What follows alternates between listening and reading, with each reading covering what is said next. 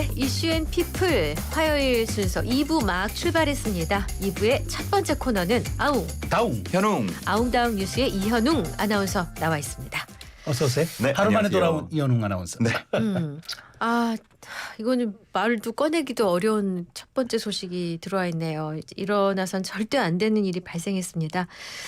어제 대전 한 초등학교에서 교사가 1학년 학생을 살해하는 일이 있었죠. 네, 그렇습니다. 정말 믿기도 어렵고 말씀해 주신 것처럼 절대 발생해서는 안 되는 사건인데요. 어제 오후 5시 18분 초등학생 아이와 연락이 되지 않는다는 실종 신고가 경찰에 접수가 됐습니다. 기존대로라면 학교 정규 수업을 마치고 4시 40분까지 돌봄 수업을 들은 후에 미술학원에 갔어야 하는 상황이었는데 미술학원에서 학생이 오질 않는다. 네. 이렇게 부모에게 연락을 했고 부모가 결국은 경찰에 실종 신고를 접수를 한 겁니다. 네. 경찰이 휴대폰으로 위치를 추적했고 아이의 할머니와 함께 수색을 벌였는데요. 네. 이후에 할머니가 학교 2층 시청각실 창고에서 흉기에 찔린 아이 그리고 그 옆에 있는 교사 A씨를 발견했습니다. 이 해당 교사도 많이 다쳐서 병원으로 옮겨져서 수술을 받았는데요. 네. 어젯밤 9시쯤 범행 일체를 경찰에 자백했습니다. 본인도 자해를 한 것으로 드러났고요. 네. 네. 하지만 흉기를 교내로 가져간 이유에 대해서는 내 목숨을 끊기 위한 목적이었다라고 말해서 계획 범죄를 부인하는 취지로 진술한 것으로도 네. 전해지고 있습니다. 네. 경찰은 휴대폰을 지금 수거를 한 것으로 전해지고 있고요. 디지털 포렌식 등을 통해서 정확한 범행 동기 그리고 경위를 조사할 계획입니다. 이렇게 충격적인 사건이 발생하면서 최상목 대통령 권한 대행을 비롯해서 여야 정치권 사회 각층에서 모두 깊은 애도를 표하는 메시지가 나오고 있는 상황이고요. 철저한 진상 규명 그리고 재발 방지 대책 마련을 약속하는 목소리도 나오고 있습니다. 네.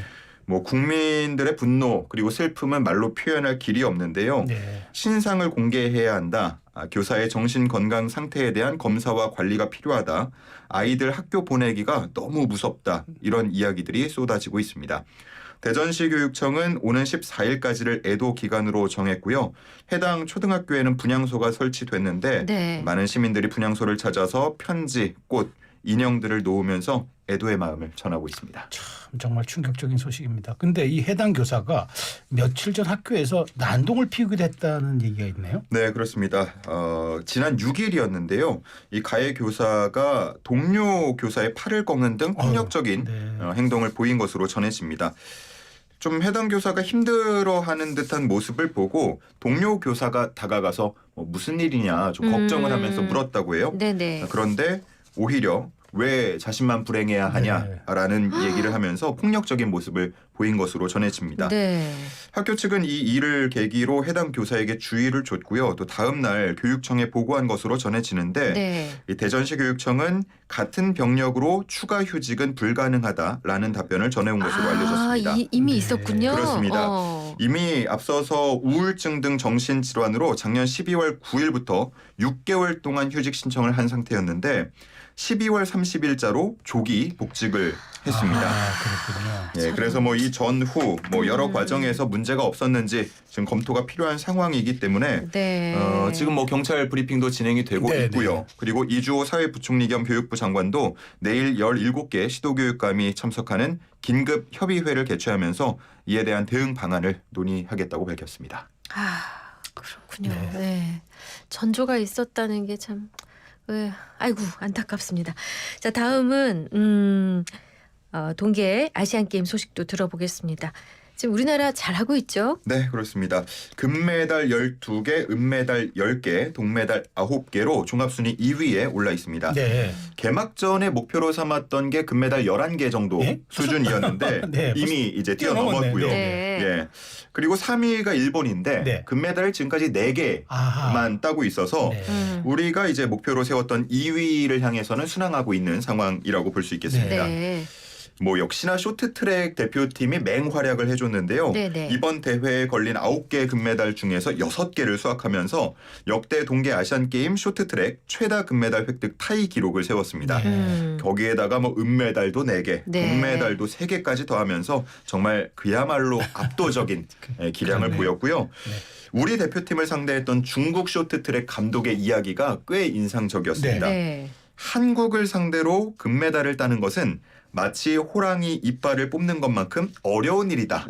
이렇게 표현을 하기도 했습니다. 불가능하다는 뜻이네요. 네, 그렇습니다. 네.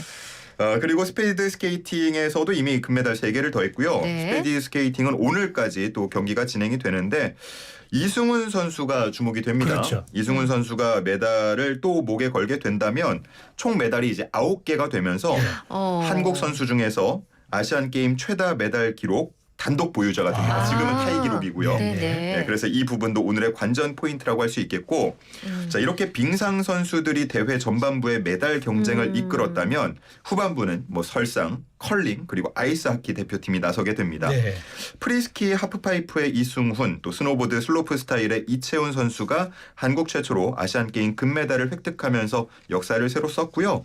또 오늘도 오전에 러시아 출신의 귀화 선수 예카테리나 아빠꾸모바가 한국 사상 첫 바이애슬론 금메달을 획득하기도 아이고 했습니다. 네. 그렇군요. 예. 축하드립니다. 네.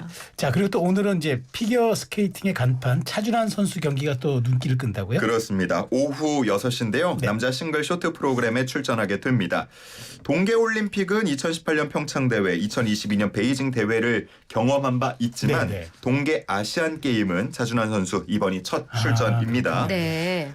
지난 베이징 동계올림픽에서 종합순위 5위에 오르면서 한국 남자 피겨 사상 또 최고 기록을 보이기도 했는데 이번 대회에서는 과연 우승을 차지할 수 있을지 기대가 되는 부분이고요. 네. 만약 우승한다면 한국 남자 피겨 첫 동계아시안게임 금메달 리스트가 되는 겁니다. 그렇군요.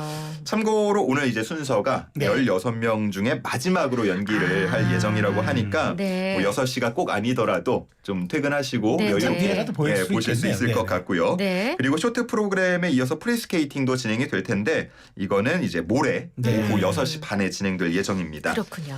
참고로 오늘 경기가 진행될 장소가 헤이룽장 빙상 트레이닝 센터인데 뭔가 어디서 많이 들어봤다 싶으실 거예요. 네. 어제까지 쇼트트랙이 펼쳐지던 아, 경기장입니다. 아하. 여기서 뭐 6개의 금메달을 휩쓸었다라는 얘기 조금 전에 전해드렸는데요. 차준환 선수 역시도 이걸 알고 있습니다. 그래서 좋은 기운을 넘겨받았다라면서 좋은 모습을 보여드리고 싶다라면서 각오를 밝혔습니다. 네. 이 차준환 선수를 롤모델로 삼는 보다 어린 김현겸 선수도 첫 시니어 대회를 준비하고 있는데요. 많은 응원해 주시면 네. 좋겠고 여자 싱글 쇼트 프로그램은 이제 내일 진행됩니다. 김채연, 김서영 선수도 몸을 풀고 있으니까 네. 이 부분도 많이 기대를 해 주시면 좋을 것 같습니다. 네. 자, 이번 아시안 게임이 이제 금요일까지 치러지게 되는데 뭐 여기서 몇 개만 금메달을 더 추가한다 그러면 안정적으로 2위는 확보할 수 있을 것으로 보이고요. 한국 동계 아시안 게임 사상 최고 성과가 지난 2017년 삿포로 대회였는데 그를 뛰어넘는 더 좋은 성적을 네. 보여주기를 개인적으로는 기대하고 있습니다. 네. 네. 자, 다음 소식입니다.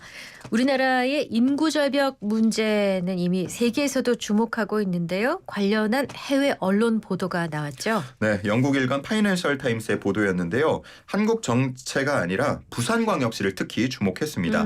기사 제목을 말씀드리면 멸종 위기, 한국 제2의 도시 인구 재앙을 우려한다였습니다. 네.